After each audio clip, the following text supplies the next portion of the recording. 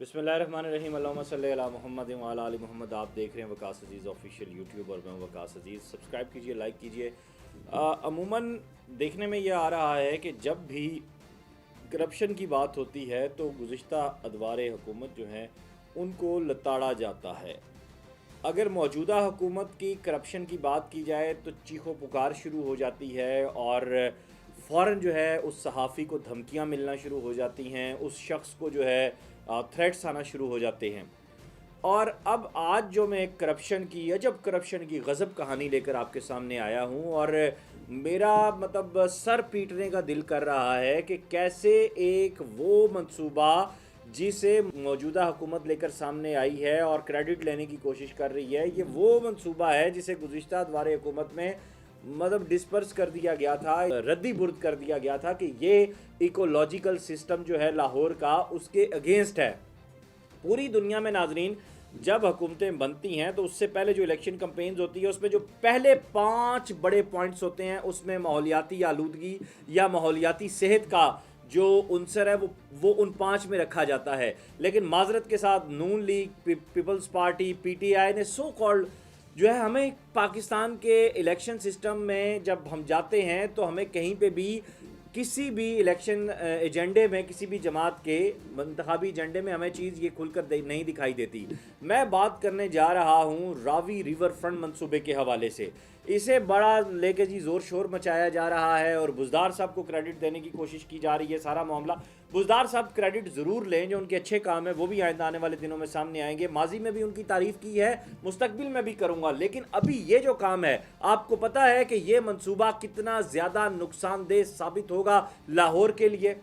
आपको पता है कि इससे आपका इकोलॉजिकल सिस्टम बर्बाद होकर रह जाएगा। आपको पता है कि ये वो मंसूबा है जिसे गुज़िश्ता दौरे हुकूमत में जब साबका वज़ीर आला करप्ट और नाअहल शहबाज शरीफ को जब ये मंसूबा दिया गया था और साथ में ये बताया गया था कि ये इकोलॉजिकल सिस्टम को तबाह कर देगा। इकोलॉजिकल सिस्टम क्या होता है? इकोलॉजिकल सिस्टम में चीज़ें आती हैं आपकी माहौल से जुड़ी हुई, आपका चरिंद परिंद, घास फूस, ज़मीन, ज़रात, आपकी फ़ज़ाई सेहत, ये सारी चीज़ें आती हैं। ये मंसूबा कैसे इसको तबाह करेगा ये भी मैं आगे चलकर बताता हूं। लेकिन मुझे दाद देनी है मौजूदा हुकूमत के उन साइंसदानों को जिन्होंने इस मंसूबे को अप्रूव किया और इसकी जाली फिजिबिलिटी बनाई गई और जाली तरीके से इसको आगे लेकर वो बड़े हैं। मेरे ज़राए ने जो मुबैना ज़राए हैं उन्होंने जो चीज़ें डिस्कस की हैं वो भी मैं आपको बताता हूँ। जैसा कि मैंने कहा कि 2013 में यह मंसूबा डिस्कस किया गया मियाँ शहबाज शरीफ साहब से।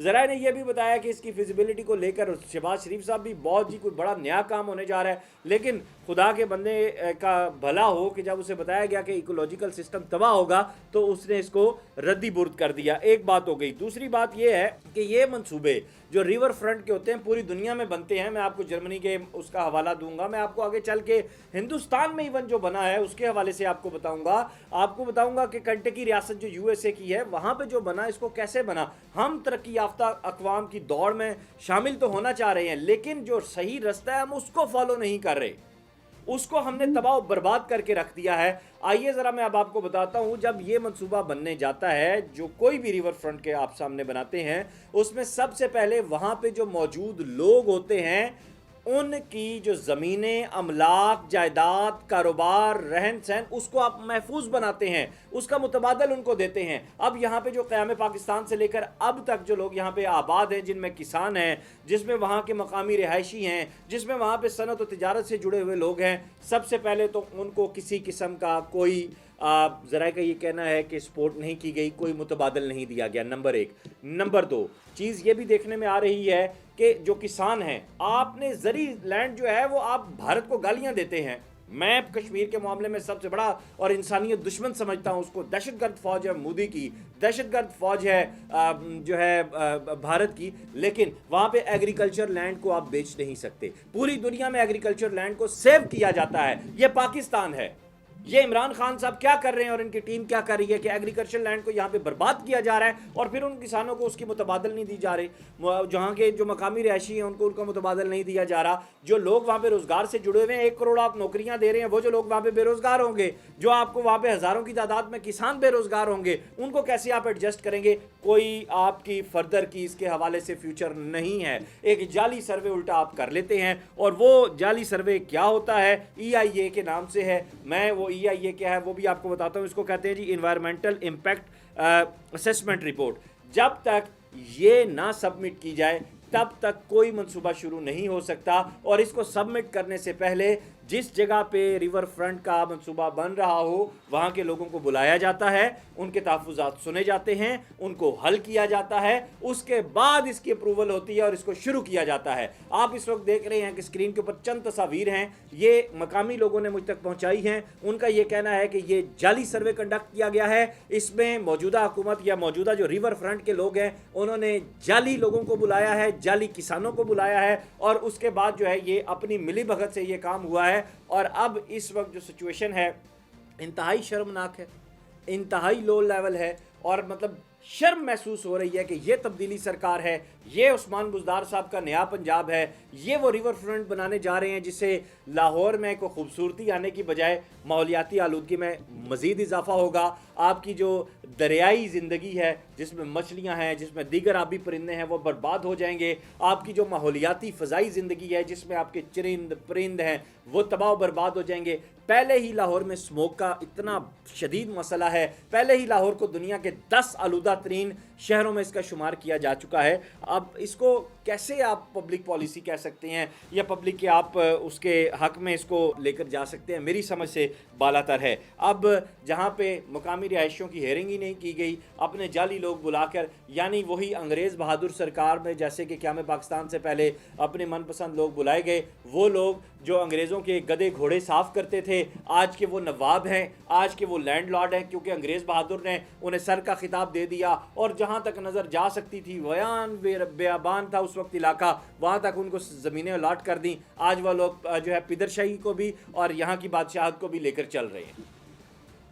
ये इब्तदाई सूरत हाल मैंने आपके सामने रखी है।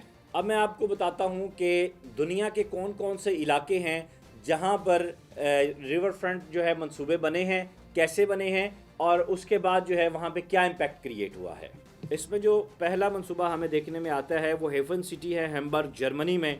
यहाँ पे एल्बर रिवर के सामने ये बनाया गया है ताकि जो है जो फ्लड आता है उससे प्रोटेक्ट किया जाए। फिर इसी तरह कंटकी USA में लुज़ेविले वाटर फ्रंट पार्क के नाम से ये मंसूबा बनाया गया है। आप देख रहे हैं कि कैसे खूबसूरती से इसको बाकायदा इसके प्रॉज एंड कॉन्स देकर बनाया गया है।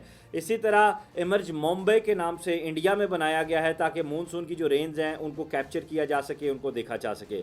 इसी तरह रिवर रोशा वाटर फ्रंट रीजनरेशन के नाम से कोकम्बा बोलीविया में बनाया गया है ताकि जो है इकोलॉजिकल और सोशल वैल्यू जो है वो दरिया की उसको रिस्टोर किया जा सके। दुनिया में इस वक्त ये 5 बड़े ममालिक हैं जिनकी मैंने आपको मिसाल दी है।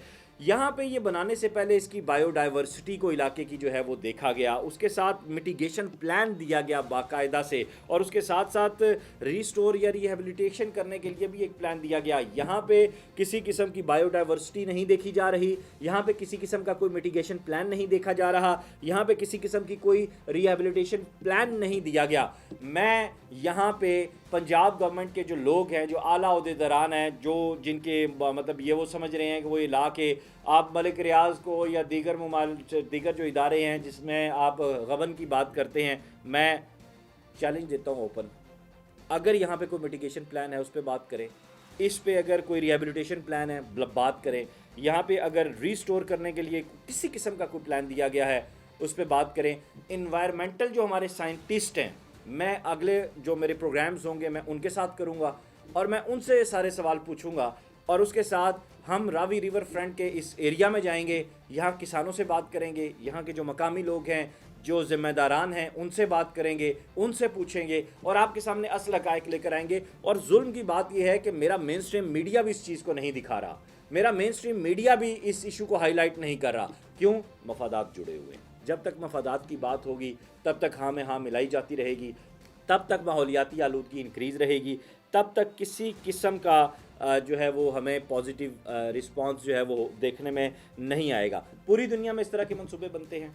मैंने कुछ का हवाला दिया, कुछ का आइंदा आने वाले प्रोग्राम्स में वीलॉग्स में दूंगा, लेकिन मेरी आपसे गुजारिश है, ये एक पब्लिक अवेयरनेस प्रोग्राम है जो मैंने आज किया है, इसको ज़्यादा से ज़्यादा शेयर करें। लाहौर के बासियों से गुजारिश है, नून लीग पीपल्स पार्टी PTI से बालातर होके प्लीज़ इस काज में मेरा साथ दें। ये रिवर फ्रंट जो प्लान है ये नहीं होना चाहिए, सेव लाहौर प्लान होना चाहिए। सेव हमारी जो कल्चरल वैल्यूज़ हैं वो प्रोग्राम होना चाहिए। अब हमारे यहाँ मज़ीद कोई टाउन्स की ज़रूरत नहीं है। खुदारा चीफ जस्टिस ऑफ पाकिस्तान, मेरी आपसे गुजारिश है कोई ऐसा लॉ पास करे कि पाकिस्तान में एग्रीकल्चर लैंड को ना ख़रीदा जा सके ना बेचा जा सके। आपकी बड़ी मेहरबानी होगी। अपना ख्याल रखिएगा। खुदा हाफिज़।